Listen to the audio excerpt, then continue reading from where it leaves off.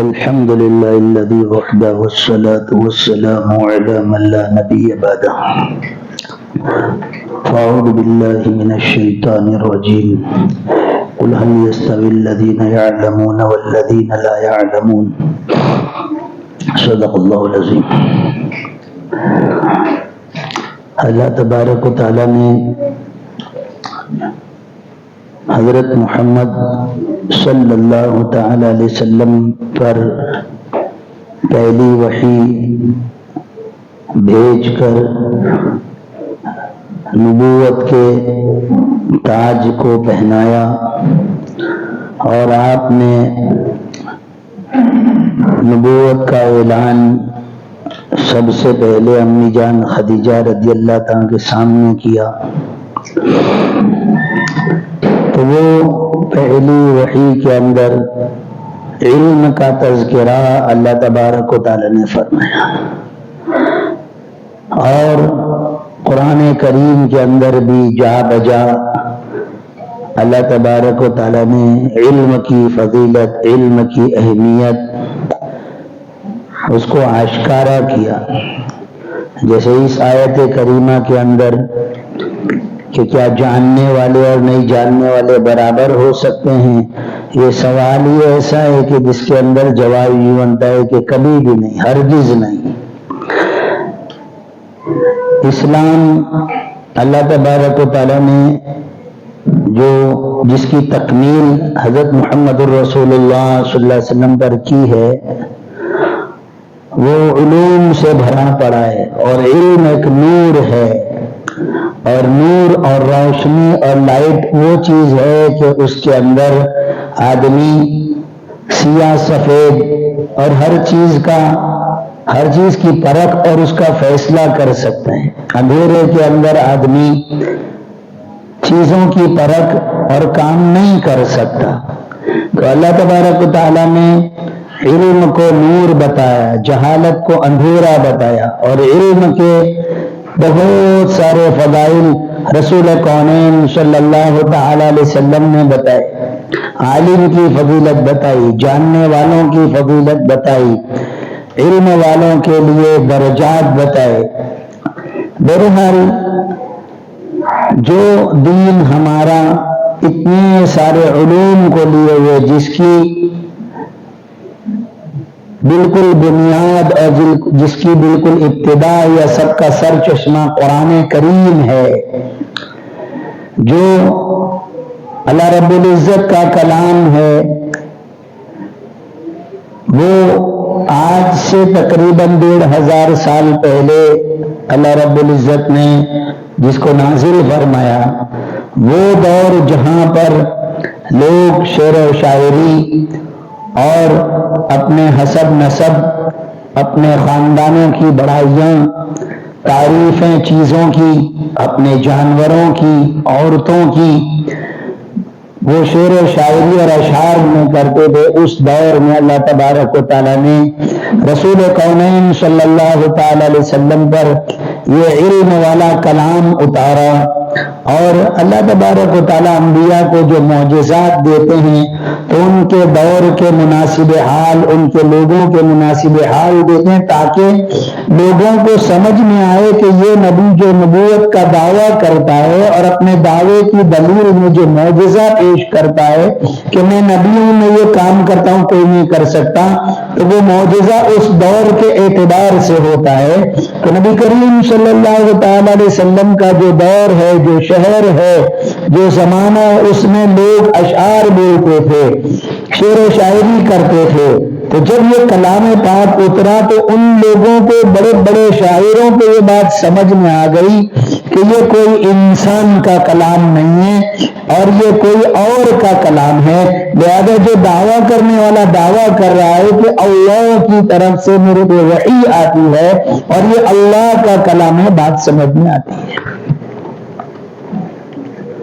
معجزہ یعنی جو عاجز کر دے کسی کو، کوئی نہ کر سکے ایسا کام کر کے بتائے. جیسے موسیٰ نبی علیہ السلام لاٹھی کو زمین پر ڈالیں اور اللہ کے حکم سے وہ جو سانپ اور اژدہا بنے، تو وہ ایسا بنتا تھا کہ جادوگروں وہ جادوگر بھی رسیوں لاٹھیوں کے ساتھ بنا رہے تھے، لیکن ان کو بھی سمجھ میں ہے کہ ہمارا بنایا ہوا ہے وہ تو خالی ہپنوٹزم ہے اور وہ تو خالی خیال ہے، اور یہ حقیقت ہے کہ ہمارے سانپوں کو بھی نگل گیا۔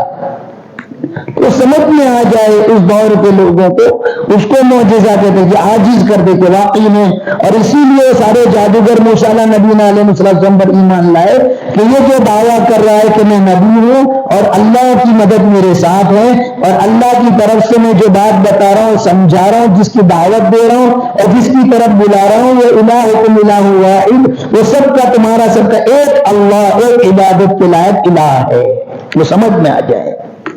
عیسیٰ علیہ نبی علیہ السلام کا زمانہ وغیرہ جو بھی زمانے گزرے تو اس کے اندر اس طرح کے معجزے اللہ تبارک و تعالیٰ نے یہ کلام الہی کو جو اپنا کلام ہے ایسا اتارا کہ اس کے اندر علوم ہے، اور آج تک اس کے علوم ختم نہیں ہو رہے اور نہیں ہوں گے، کیونکہ اللہ کی صفت ہے یہ، تو اس کے علوم نہیں پورے ہوں گے۔ اور اسی کے ساتھ کئی ہزار کئی لاکھ احادیث مبارکہ ہے، ان احادیث مبارکہ کے ساتھ مسائل ہے، زندگی گزارنے کے طریقے اور مسائل ہیں اس کے اندر کہ کس طرح آدمی اپنے کام کاج کو اپنی صبح شام کو کیسے کرے، کیا جائز کیا ناجائز، کیا حلال کیا حرام، کون سا کاروبار، مالے کا انویسٹمنٹ کہاں کرے، کس طرح پارٹنرشپ کرے، کون سا کاروبار کرے، کون سا دھندا کرے، کون سے کاروبار کا کرنا میرے لیے جائز ہے، میں اپنے مال کو لگاؤں، میں سلیپنگ پارٹنر اگر بن رہا ہوں تو میرے مال کے ذریعے سے آنے والا میرا نفع یہ حلال ہے یا حرام، یہ سارا اس کے ذریعے سے بتایا جا رہا ہے۔ قرآن کریم احادیث مبارکہ اور اس کے ذریعے سے بنائے ہوئے اصول کے ذریعے سے مسائل نکالے جا رہے ہیں۔ تو یہ علم والا اللہ تبارک و تعالیٰ ہمیں دین عطا فرمایا، اور اسی علم والے دین کے ماننے والے حضرات کے پاس علم نہیں ہے، اور علم آتا کیسے ہے، علم آئے گا کیسے؟ وہ علم کی مجلس میں بیٹھیں، علوم کو سنیں اور اس پر غور کریں، اس پہ محنتیں کریں تو علم زندگی میں آئیں گے۔ کیا ہمارے وہاں مزاج احادیث مبارکہ کے سننے کا؟ ورنہ ایک زمانہ گزرا لوگوں کے اندر اس بات کا شوق ہوا کرتا تھا ہمیں احادیث مبارکہ سناؤ، ہمیں حدیث سناؤ، لا الہ الا اللہ۔ لہذا بہت زیادہ سمجھنے کی ضرورت ہے کہ ہماری زندگی میں جو علم آئے گا وہ علم کے ساتھ لگنے سے، علم کی مجلس میں بیٹھنے سے، یا علم کا شوق اندر پیدا کرنے سے، مجھے کہاں سے علم ملے، کس طرح ملے۔ اور اللہ تبارک و تعالیٰ کا فضل و کرم، اللہ رب العزت نے علماء رکھے، کتابیں رکھی، اور علوم کے حاصل کرنے کے سورس اب بھی ہمارے وہاں موجود ہیں، لیکن اس سب کے باوجود بھی کئی ایسے گزریں گے بھائی دعائے قنوت یاد نہیں، التحیات یاد نہیں، چھوٹی بڑی دعائیں یاد نہیں، شادی والی دعا یاد نہیں، گھر میں داخل ہونے کی دعا یاد نہیں، اذان کی دعا، اذان کے بعد کی دعا یاد نہیں، ایسا کچھ بھی بنیادی باتیں یاد نہیں، ایسے بھی ملیں گے، غسل کے فرض یاد نہیں، وضو کے فرض یاد نہیں۔ تو کس طرح ہم اپنے دین کے ساتھ جڑے ہوئے ہیں، کس طرح جڑے ہوئے ہیں؟ دین علوم کے ساتھ ہے، کوئی لکڑی کے ساتھ نہیں جو اس کو چپک جاؤ، کوئی عمارت کے ساتھ نہیں جو اس کے ساتھ چپک جاؤ، علوم کو لیا آدمی نے، اس کی زندگی میں دین آتا جائے گا۔ بلکہ یوں کہنے والا کہہ رہا ہے کہ بے علم نہ تواں خدارا شناخت، کہ بغیر علم کے تو اللہ کو بھی نہیں پہچان سکتے، خدا کی معرفت اور پہچان بھی علوم کے ساتھ ہے۔ علم ہے ہی نہیں تو اللہ کو کیسے پہچانے، اللہ کی معرفت کیسے ہو؟ کہ اللہ رحمان ہے تو وہ رحمان کیسے، اس کے لیے علم ہے، رحیم ہے اس کے لیے کچھ علم ہے کہ یہ صفت کیا بتاتی ہے، اللہ تبارک و تعالیٰ کے اندر یہ صفت ہے، یہ کیسی ہے، اس کے ذریعے سے بندے کے ساتھ اللہ کس طرح جڑ رہا ہے، یا بندہ اللہ کے ساتھ کیسے جڑ رہا ہے۔ بہرحال بہت زیادہ ہمیں اس بات کی فکر کی ضرورت ہے کہ ہم اپنی زندگی میں علم کو حاصل کریں، یعنی کم از کم بنیادیں پہلے حاصل کریں، اپنے رسول صلی اللہ علیہ وسلم کی سیرت مبارکہ، سیرت پاک کم کم اس کو پڑھیں، اس کو حاصل کریں، کسی سے سنیں، اسلام کی تاریخ کو سنیں کہ آج 1500 سال ہوئے یہ اسلام، یہ مذہب، یہ ایمان، یہ قرآن، یہ بالکل من و عن جیسا آیا، جیسا اترا، جیسا نبی نے بتایا بالکل ویسا موجود ہے۔ پانی پینے کا طریقہ ہو یا استنجا کا طریقہ ہو، کچھ بدلا نہیں، کوئی شک نہیں آیا کہ بھول گئے ہم تو کہ بھائی کیسا طریقہ پانی پینے کا بتایا تھا، یا شادی بیاہ کے طور طریق کیا ہوتے ہیں وہ بھول گئے، یا ہے ہی نہیں علم کے اندر یا دین میں، سب محو اور مٹ گئے۔ ایسا نہیں ہوا، سب موجود ہے۔ اتنے 1000 سالوں میں دنیا کے نقشے کو اٹھائیے، زمینی نقشے کو اٹھائیے، پہاڑی نقشے کو اٹھائیے، ندیوں کے سمندروں کے نقشوں کو اٹھائیے، سب میں تبدیلی آ گئی، سب بدلے، سب میں تبدیلیاں آئی۔ کتنے جزیرے جڑ گئے، کتنے جزیرے الگ ہو گئے، کئی آئی لینڈ کے اندر تبدیلیاں آ گئی، ایٹماسفیئر کے مزاج بدل گئے، لیکن یہ دین اتنے سالوں سے جیسا ہے ویسا۔ تو وہ علم کی جستجو، علم کا حاصل کرنا اور علوم کو سننے کے ساتھ اور اس کے سینوں میں اور اس کے زندگیوں میں عملی طور پر باقی رکھنے کے ساتھ یہ باقی ہے۔ کتابوں میں ہوتا تو چینج ہو جاتا، لیکن کتابوں کے ساتھ سینوں میں عملی طور پر زبانوں پر واضح تقریر میں موجود ہے۔ تو ہم سننے والے کیوں ایسی زندگی گزار رہے ہیں کہ بالکل ہماری زندگیاں دینی علوم سے بالکل خالی ہیں؟ ایسی زندگی کیوں گزار رہے ہیں؟ دین کا کچھ ہی علم ہمارے پاس نہیں، کیوں ایسی زندگی گزار رہے ہیں؟ دینی اعتبار سے ہم جاہل کیوں ہیں؟ اسلام کے جاننے کے اعتبار سے ہم ناواقف کیوں ہیں کہ میں تو کچھ نہیں جانتا، مجھے کچھ نہیں آتا؟ جہاں کچھ پوچھے، کچھ چند صورتیں پوچھے تو 4 صورتوں پر زندگی گزر رہی ہے۔ کوئی بات ہوئی؟ 2 صورتوں پر زندگی گزر رہی ہے۔ کلمہ لا الہ الا اللہ محمد الرسول اللہ، اس کی ادائیگی صحیح نہیں ہو رہی ہے۔ یہ کیا ہم زندگی گزار رہے ہیں؟ خود تو سوچیں، خود تو غور کریں۔ اور جو لے کے جانے والی چیز ہے، یہ لے کے جانے کا، یہ علم لے کے جائے گا، یہ اعمال کو لے کے جائے گا، یہ روشنی اس کو کام دے گی۔ تو جو کام دینے والی چیزیں ہیں، جو کام آنے والی چیزیں ہیں، اس کے لیے تو کوئی کوشش نہیں، اور اندھے بن کر جی رہے ہیں، اندھیرے میں جی رہے ہیں۔ خود اللہ خود نور ہے، اللہ نور السماوات والارض، اللہ خود نور ہے، اس کی صفت علم کی، اس میں نور ہے، وہ خود نور اور روشنی ہے۔ تھوڑا سا اپنی زندگی کے ٹائم ٹیبل، کام کاج کے اندر ایک آدھ پیریڈ، کچھ وقت ایسا لگاؤ جس میں اسلام کی تاریخ، جس میں رسول اللہ صلی اللہ علیہ وسلم کی سیرت، جس میں قرآن کریم کے سمجھائے جانے والی باتیں ہوں، اس کو کچھ سنا جائے، اس کو کچھ سمجھا جائے، اس پر کچھ غور کیا جائے۔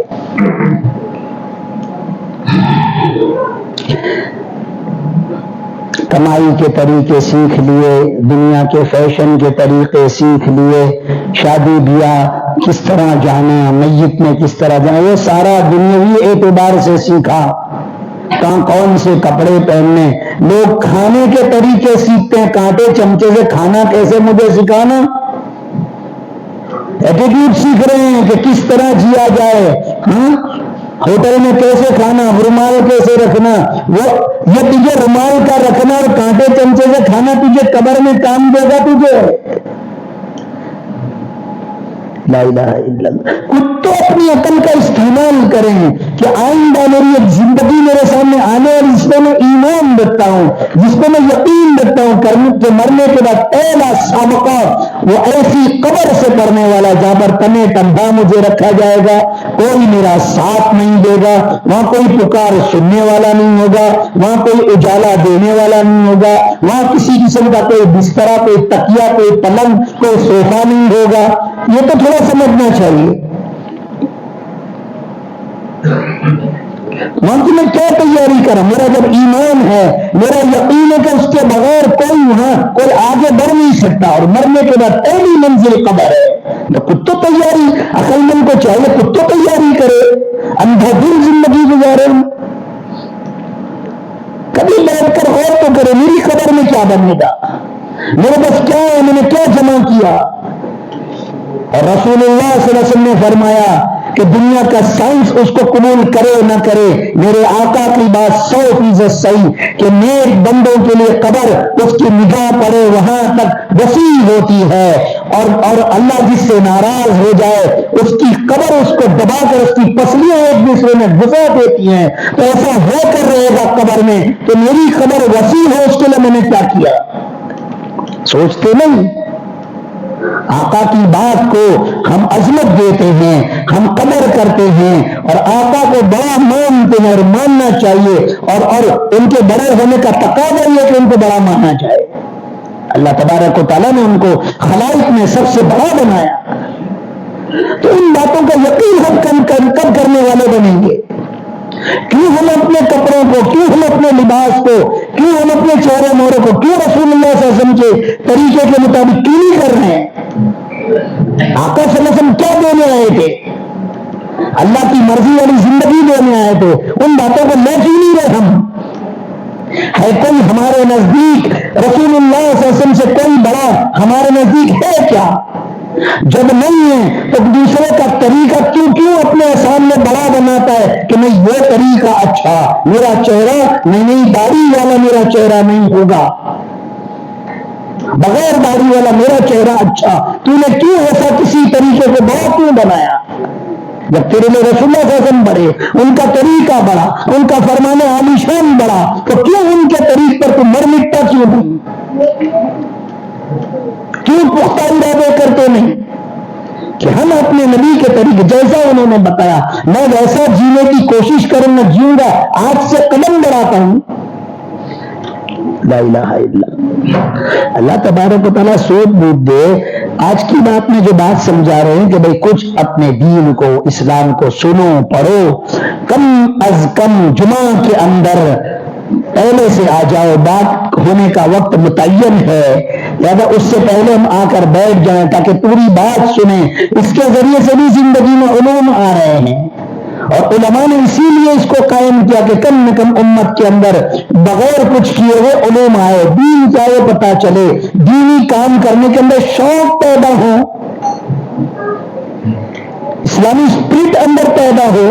تو اس میں بھی ہم بالکل دوسرے خطبے میں پہلے خطبے میں آ رہے ہیں. ایسا نہ کریں, کچھ اپنے آپ کو تھوڑا سا سنواریں, سدھاریں, اپنی زندگی میں تبدیلی اور چینج لائیں تاکہ ہماری زندگیاں اسلام کی طرف, اللہ کی طرف, اپنے نبی صلی اللہ علیہ وسلم کی طرف جھکے, اور وہ زندگیاں ہمیں دنیا اور آخرت میں کام دے.